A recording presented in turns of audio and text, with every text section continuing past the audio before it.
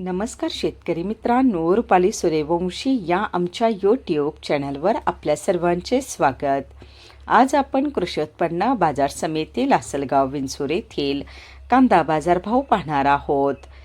जे शेतकरी मित्र आमच्या चॅनलवर नवीन असतील त्यांनी प्रथम चॅनलला सबस्क्राईब करून सपोर्ट करावा. लासलगाव विंचूर येथे उन्हाळी कांद्याची आवक 10,329 क्विंटलची झाली होती.